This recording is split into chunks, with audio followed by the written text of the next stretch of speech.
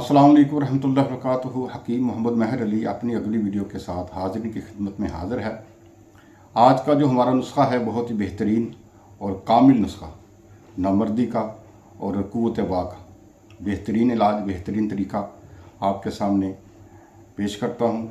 जो हाज़रीन इस नुस्खे को लिखना चाहते हैं वो इसको नोट फरमा लें कि आपने क्या करना है कि 1 पाव आपने पानी लेना है अदरक का, 1 पाव आपने पानी लेना है लहसुन का, और आधा किलो पानी आपने सफ़ेद प्याज का लेना,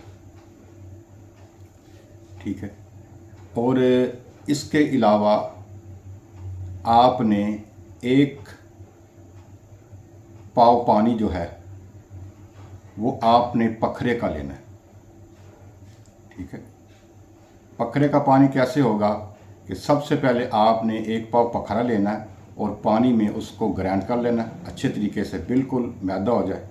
तो जब आपने ये सारे पानी चूल्हे के ऊपर चढ़ाने हैं, साथ पखरे का पानी भी आपने चढ़ा देना है। पखरे का पानी सबसे पहले खुश्क होगा, उसके बाद ये जो पानी है ये खुश्क होना शुरू हो जाएगा। आपने क्या करना है कि इसमें आपने तकरीबन 120 ग्राम 2 साल पुराना गुड़ डालना है। 2 साल पुराना गुड़ डाल लेंगे तो अल्हम्दुलिल्लाह ये एक शीरे की शक्ल अख्तियार कर लेगा। फिर आपने क्या करना है कि जब देखें कि पानी खुश्क होना शुरू हो गया और शीरे की गुड़ की जो मिकदार आपको नज़र आना शुरू हो गई है, तो उस वक़्त फिर आपने क्या करना है कि आधा किलो छोटी मक्खी का शहद, अगर वो मिल जाए तो ठीक, ना मिले तो कोई मसला नहीं, वो आपने इसमें डाल देना है।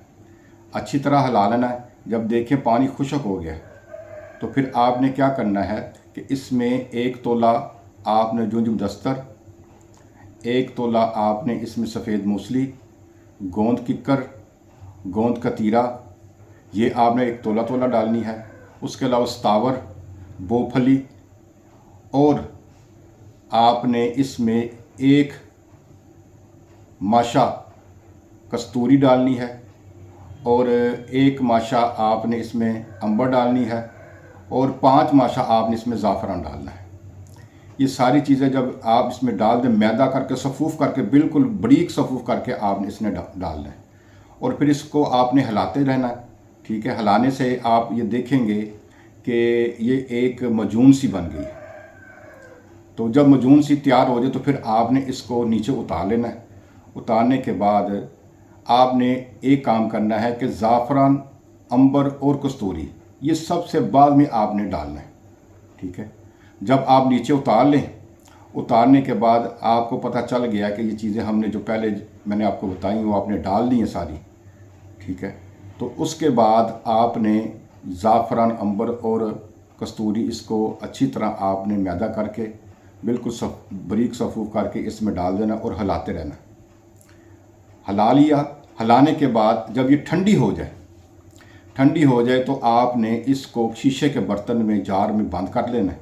बंद करने के बाद 1 हफ़्ता आपने इसको बजरी में दबा देना है। ढक्कन अच्छी तरह प्लास्टिक कवर को लगा लें, कोई चीज़ लगा लें, ठीक है। 1 हफ़्ता आपने बजरी में इसको दबा देना है। 1 हफ़्ते के बाद आपने इसको निकालना है।